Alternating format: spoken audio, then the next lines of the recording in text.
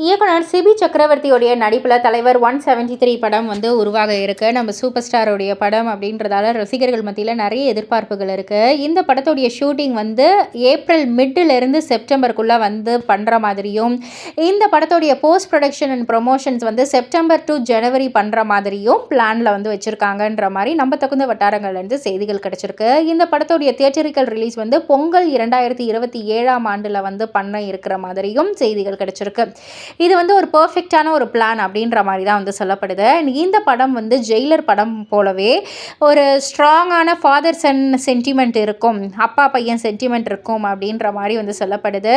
And இதில் இந்த படத்தில் நம்ம சூப்பர் ஸ்டாருக்கு பையனாக டேலண்டட் ஆக்டர் பாசில் ஜோசப் அவர்கள் வந்து நடிக்க இருக்காங்க அப்படின்ற மாதிரியும், நிறைய ஃபன் காமிக்கல் மாஸான ஒரு ஃபேமிலி என்டர்டெய்னராக இருக்கும் அப்படின்ற மாதிரியும் செய்திகள் கிடைச்சிருக்கு.